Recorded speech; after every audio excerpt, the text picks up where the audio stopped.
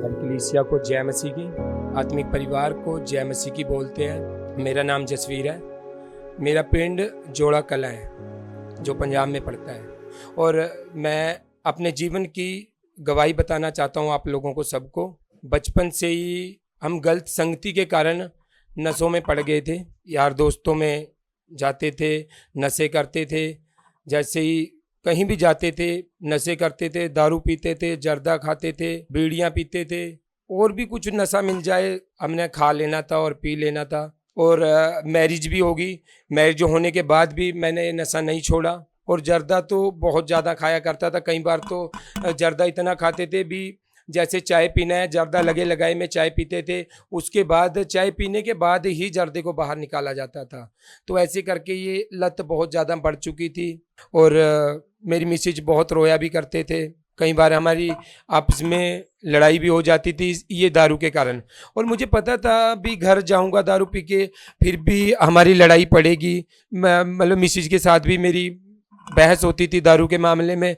तो मैं यही सोचता था भी शायद इन लोगों को नहीं पता भी मेरी लाइफ कुछ ही दिन की रह गई है, क्योंकि दारू मैं पिया करता था। मुझे खुद लगता था भी मेरी ज़िंदगी बस कुछ ही दिन की है, क्योंकि जब मैं दारू पीता था और दारू पीते पीते मेरे अंदर एक ऐसी, मुझे नहीं पता क्या बीमारी थी वो, जब मैं झुकता था तो झुकने के बाद मेरे सिर के अंदर ही कुछ ऐसे पानी सा चढ़ जाता था भी, मुझे सांस आना बंद हो जाता था। मतलब मेरा झुकना बंद हो गया था।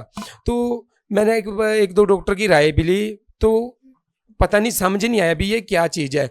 कि जैसे ही मेरा सब्जी का काम था, पहले मैं सब्जी बेचा करता था। चाहे पैसा सब्जी में बचे ना बचे, पर दारू चाहिए होती थी। दारू पीने के लिए हम सुबह ही मंगा के रख लिया करते थे भी शाम को दारू पीनी है।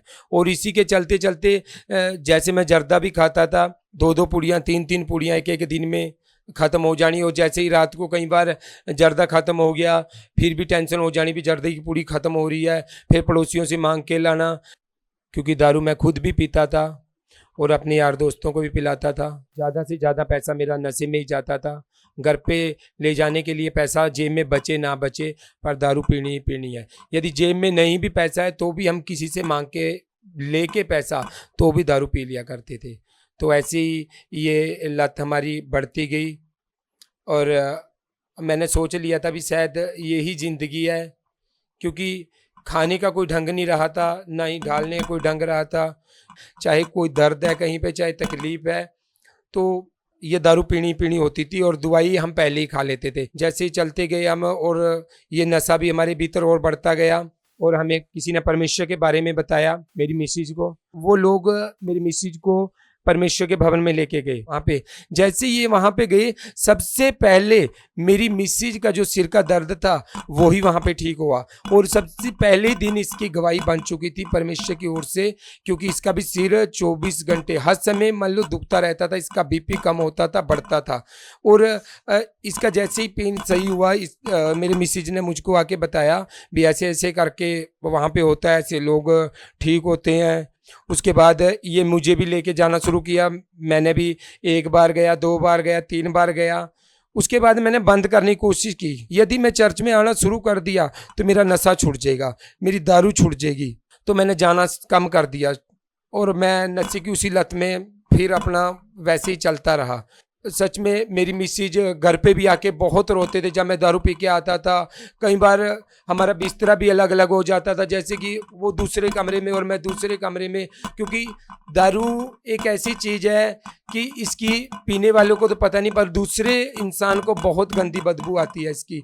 तो ऐसे ही मिसेज और मेरा आपस में कलेश रहता था दारू की वजह से। तो मिसेज रोती थी रात को प्रेयर करती करती रोती परमेश्वर के पास सो जाती थी भी, प्रभु क्या हमारी भी गवाही बनेगी, क्या प्रभु हम भी गवाही दे पाएंगे। ऐसे ही समय बीतता गया। जैसे ही मेरे मिसेज और मैं चर्च में गए तो, और जब भी मम्मा कोई, मेरे मिसेज बता रहे थे, जब भी मम्मा कोई प्रेयर करते थे भी आप नशों से आज़ाद हो रहे हो, आपका परिवार नशों से आज़ाद हो रहा है, तो ये रिसीव करते थे। पाप का है, नशों का है, प्रभु हर जुआ जो इनकी लाइफ के ऊपर है वो टूट जाए यीशु मसीह के नाम से, टूट जाए यीशु मसीह के नाम से। 9 तारीख को मैंने बपतिस्मा लिया था फरवरी के महीने में, और 9 तारीख के बाद फरवरी का महीना 2020 आज तक मैंने दारू को टच नहीं किया। जितनी भी दारू घर पे पड़ी थी, कहीं से कितनी निकल रही, कहीं से कितनी निकली, थोड़ी थोड़ी बची भी, वो सारी हमने किसी को नहीं दी। हमने उस दारू को पूरी को एक नाले में ढोल दिया। और ऐसी उस दिन के बाद मेरी दारू छूट गई थी। एक दिन स्कूल से फ़ोन आया, मेरा बेटा जिस स्कूल में पढ़ता है, मैंने ये बात आज तक किसी को नहीं बताई, ये बात परमेश्वर जानता है या मैं जानता हूँ। और जैसे स्कूल से फ़ोन आया भी आपके बेटे के ना पेट में बहुत ज़्यादा पेन हो रही है।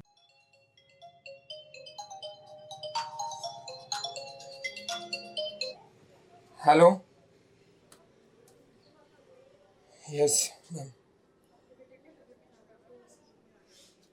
पेट में दर्द हुआ, चलो आ गया जी, मैं आ गया जल्दी ना, आ गया।